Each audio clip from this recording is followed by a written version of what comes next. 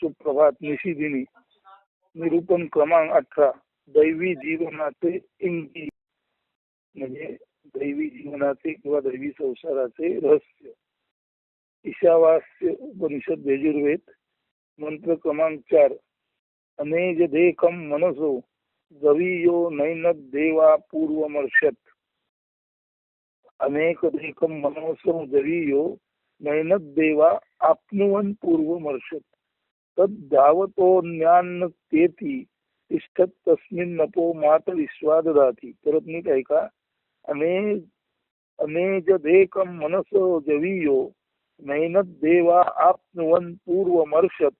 तद धावतोन्यान्न तेती तिष्ठत तस्मिन् नपो मात विश्वाददाती. आता याचं मराठीकरण आधी ऐका. ना एक देशी विना कंपजो घनदाट सर्व व्याप्त. ना एक देशी विना कंपजो घनदाट सर्व व्याप्त. मनाहू नाही अतिवेगवान नये इंद्रिय कक्षेत. सर्वा आधी असतची असे सर्वस्थित आदि अंत विहीन. न कोणी त्या सखे पकरू वायू संपर्की तोची जीवांचे जीवन. आता बघा. तत् अनेजत म्हणजे ते जे तत्व आहे ते एज म्हणजे हलणे कंप. तत् अनेजत म्हणजे ते तत्व हलत नाही. मनसा जवीया म्हणजे मनापेक्षा सुद्धा अधिक वेगवान. पूर्वम अर्षत म्हणजे आपण इथून तिथे पोचतो तिथून तिथे पोचतो.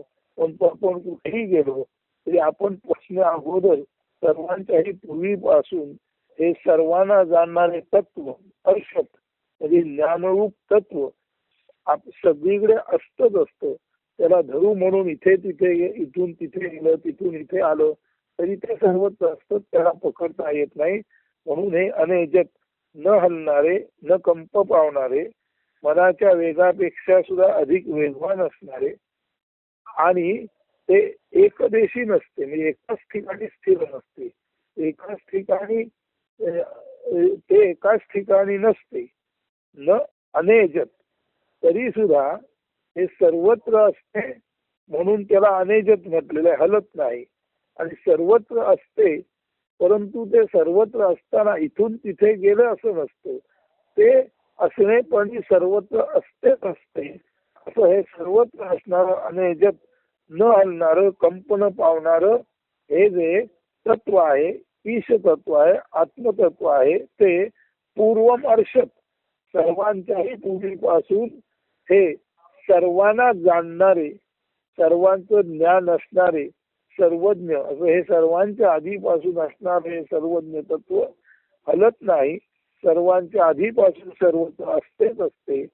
धावणाऱ्या अन्य साऱ्यांना ओलांडून हे तत्व व हा आत्मा आधीच सर्वत्र पोचलेला असतो. तो इथे तिथे सर्वत्र असतोच असतो. तो एकदेशी नसून सर्वत्र असणेपणी अनादि अनंतत्वाने सघन ज्ञान स्वरूप तत्व आत्मा म्हणून असतो. स्वतः स्थिर राहून म्हणजे न एज न कंप पावता स्वतः स्थिर राहून न धावता असतो सर्वांच्या आधी तिथे किंवा आत्मतत्व सर्वत्र पोचलेल्या अवस्थेत सघन भरलेल्या प्रमाणे कायमस्वरूपी असतो. अशा या आत्मतत्वामध्ये म्हणजे तस्मिन प्राणधारक वायू म्हणजे मात विश्वा कर्मे धारण करतो. तर अशा या आत्मतत्वाच्या संपर्कात प्राणधारक वायू ज्याच्याद्वारे कर्मे केली जातात अशा या आत्मतत्वाच्या संपर्कात कर्मे ज्याच्याद्वारे केली जातात असा प्राणधारक वायू म्हणजे मात विश्वा आला की अर्थातच जीवांमध्ये प्राणरूप शक्ती येते. प्राण्यांमध्ये प्राण येतो आणि जीव जगत संसार वाढून जीवाचं जीवन या आत्मतत्वाशी प्राणधारक वायूचा संपर्क आल्यानंतर होतं. तर सर्वव्यापी चैतन्याला प्राणवायूचा स्पर्श झाला की तो जीव म्हणून ओळखला जातो. म्हणून जीव किंवा प्राणी प्राण असेपर्यंत मातरिश्वा प्राणधारक वायू पंचप्राण रूपी प्राणशक्ती असेपर्यंत जीव किंवा प्राणी जिवंत राहतो. मात्र हा मातरिश्वा आत्मतत्वाशी संबंध येईपर्यंत त्याच्याद्वारे प्राणशक्ती रूप जीवधारणा होत नाही. आता सारे स्पष्ट आहे. सर्वव्याप्त आत्मतत्व एक 2 त्याचा मातरिश्वामध्ये प्राणधारक वायूशी संबंध. 3 त्यातून जीवरूप जगाची निर्मिती म्हणजे संसर्ग किंवा संसार. मात्र ना अनादि अनंत तत्व असल्याखेरीज म्हणजे हा संसार अनादि अनंत तत्व आधीपासून असल्याखेरीज काही सृजन होत, काही नियंत्रण केले जात किंवा निर्मिती आणि नियामकता ही केवळ आणि केवळ या सर्व आधी जे आत्मतत्व असतं त्यामुळे असू शकते.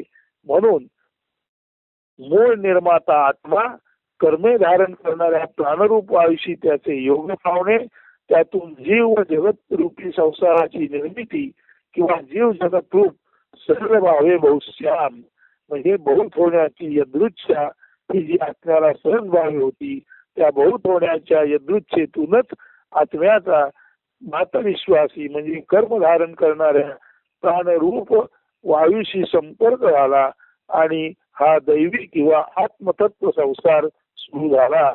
म्हणूनच आदि मध्यंती सृजन करता म्हणजे निर्माता, सांभाळ करता म्हणजे अर्थातच सर्व गोष्टी स्थितीमध्ये ठेवणारा व लय करता म्हणजे सर्व गोष्टी जन्माला आलेल्या पुन्हा एकदा त्याचा लय साधणारा अशा अर्थी निर्माता सृजनाचा देव, पालन करणारा देव आणि लय करता जन्मलेले पुन्हा लय करणारा देव अशा अर्थाने निर्माता व नियमन करणारा परमेश्वर आदि मध्यंती वस्तुतः आत्माच असतो. म्हणून जनरेशन, ऑपरेशन आणि डिझॉल्वेशन या तिन्ही गोष्टी आहे चक्राकार पद्धतीने ज्या चालू असतात त्याचा मूळ किंवा त्याचा पाया आत्माच असतो. प्रश्नोपनिषदात तृतीय पंथातील 3ऱ्या म्हणतात एष प्राण आत्मना जायते म्हणजे हा प्राण आत्म्यापासून परमात्म्यापासून निर्माण झाल्याचे म्हटले आहे. म्हणून आत्म्यापासून प्राण निर्माण झाला, प्राणापासून प्राणशक्ती निर्माण झाली. जोपर्यंत प्राण किंवा प्राणशक्ती आहे तोपर्यंत जीव आहे. जर प्राणशक्ती किंवा जीवशक्ती गेली तर जीवाचे पतन होते. म्हणून प्रश्नोपनिषदात तृतीय पंथातील 3ऱ्या म्हणतात एष प्राण आत्मना जायते म्हणजेच हा प्राण आत्म्यापासून परमात्म्यापासून निर्माण झाला असल्याचे म्हटले आहे. श्वास किंवा प्राण थांबले तर मी नाही व श्वास प्राण प्रतिष्ठित असतील तर मी आहे. नाही कोणताही जीव प्राण प्रतिष्ठित असतील म्हणजे प्राणाच्या प्रतिष्ठेमुळेच जीवाचे असणे आहे आणि प्राण नसेल तर जीवाचे असणे संभवत नाही. त्यामुळे हा प्राण मुळातच कर्म करणारा असल्याने कारण जीवाला असणेपणी मदत करणारा हा जो प्राण आहे तो असणेपणाचं कर्म करणारा अशा अर्थी हा प्राण मुळातच कर्म करणारा असल्याने जीव जोपर्यंत प्राण आहे आणि उलट्या दिशेने प्राण आहे तोपर्यंतच असे ना तसे कर्म असतेच असते. मातरिश्वा म्हणजे प्राणधारक वायू आणि कर्म धारणा करतो तोच. हा जो प्राणवायू आहे तो नुसता प्राण नाही तर या प्राणवायूच्या चलनामुळे कर्मे सुद्धा अशी ना तशा पद्धतीने सहज पद्धतीने घडत असतात. आता श्रोते आपल्या लक्षात नीट आले असेल की आत्मा अधिक प्राण म्हणजे मातरिश्वा किंवा कर्मे करणारा प्राणवायू म्हणजे आत्मा आणि त्याच्या संपर्कात कर्मे करणारा प्राणवायू आला म्हणजे जीव जगत व सृजक ईश्वराचे म्हणजे जनरेशन, ऑपरेशन आणि डिझॉल्वेशन निर्मिती स्थिती लय करणाऱ्या ईश्वराचे अविरत सहज कार्य आत्म्याच्या अकळतेपणे चालू राहते. तसेच माणसालाही कळत न कळत कोणत्या ना कोणत्या प्रकारचे फारच नाही तर श्वासोश्वास तरी होण्याचे कार्य करावे लागते. जर कोणतेही कार्य मी भावे केल्यास त्या कार्याचं कर्मात रूपांतर होतं. म्हणून मी भावे कार्य केल्यास कर्माचा गुणदोष प्रपंच रूप जीवास भोगावा लागतो. मात्र त्याचे त्याला या ईश भावे, आत्मभावे, ब्रह्मभावे जीवन जर सहज पुढे गेले तर जीवास सहज कार्य घडते आणि मी केले असा कर्माचा दोष त्याला लागत नाही आणि जीवास संपूर्ण जीवनात निखळ आत्मानंद प्राप्त होतो. हेच आहे दैवी संसार व त्यातील विश्वस्ताची भूमिका बजावणाऱ्या माणसाचे दैवी जीवनाचे इंगित किंवा रहस्य. पुन्हा एकदा मराठी रूपांतर ऐका. नायक देशी विना कंपजो घनदाट सर्व व्याप्त मनाहूनही अति वेगवान लय इंद्रिय कक्षेत सर्वाधी असतची असे सर्व स्थित आदि अंत विहीन न कोणी त्या शके पकडू वायू संपर्की तोची जीवांचे जीवन. ईशावास्योपनिषद यजुर्वेद हा ईशावास्यातील चौथा मंत्र आहे आणि यालाच ज्ञानेश्वराने असतची असतो आणि ज्ञानरूप असतो म्हणून ज्ञान घन असतची असतो असा हा आत्मा. आणि त्या आत्म्यातून तुमचे आमचं निर्माण झालेलं संसरण म्हणजे दैवी संसारातील तुम्ही आम्ही तो आत्मा जसा सहजभावी आहे तसे आपण सहजभावी असू. तर कार्य घडले तरी मी केले असे न म्हटल्यामुळे कर्माचा दोष येत नाही आणि संपूर्ण जीवन आनंदामध्ये माणूस व्यतीत करू शकतो.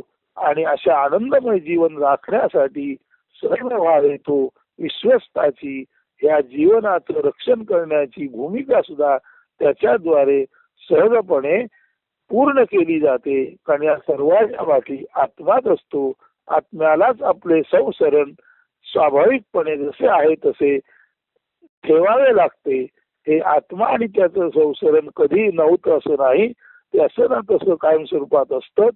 हे जर आत्म्याच्या दैवी संसाराचे कायमस्वरूपातले असणे माणसाच्या ध्यानात आलं तर माणूस आणि जीवसृष्टीचे सुद्धा असणे अत्यंत आनंदपूर्ण स्थितीत राहील. मात्र मी केले असा अहंभाव नसावा. हेच ते दैवी जीवनाचे इंगित. अस्तु. धन्यवाद. सुदिन सुप्रभात.